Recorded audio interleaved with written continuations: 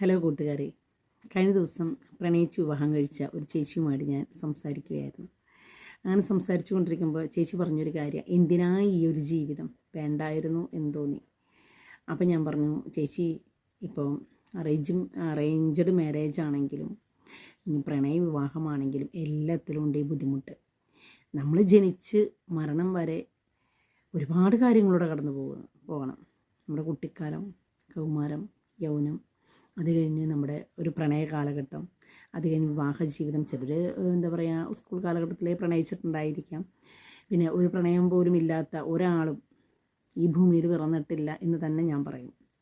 ചിലർ പറയും എന്താ പ്രണയമൊന്നുമില്ല, അത് ചുമ്മാ പറയണതാ, അങ്ങനെയൊന്നും എൻ്റെ ജീവിതത്തിലേ ഉണ്ടായിട്ടില്ല, അത് ശുദ്ധമായിട്ടുള്ള നുണയാണെന്ന് ഞാൻ പറയും. ഈ ഭൂമിയിൽ ഒരു പുരുഷനായിക്കോട്ടെ ഒരു സ്ത്രീ ആയിക്കോട്ടെ, ആ വ്യക്തി ജനിച്ച് മരണപ്പെടുന്നതിനുള്ളിൽ ഒരു പ്രണയമുണ്ടായിരിക്കും, അത് ഉറപ്പായിട്ടുള്ള കാര്യമാണ്. ഇനിയിപ്പോൾ ഇത് പറഞ്ഞതിൻ്റെ പുറകെ എന്നോട് വന്ന് ചോദിക്കരുത് ചേച്ചിക്ക് ആരായിരുന്നു പ്രണയിതാവ് എന്ന് ചോദിക്കരുത്. ഏറ്റവും കൂടുതൽ ഞാൻ പ്രണയിക്കുന്നു എന്ന് പറയുന്നത് എൻ്റെ ഭർത്താവാണ് കേട്ടോ. അതിനേക്കാളപ്പുറം വലിയ പ്രണയങ്ങൾക്ക് സ്ഥാനം കൊടുക്കുന്നില്ല, അതുകൊണ്ട്. അപ്പോൾ ഓക്കെ.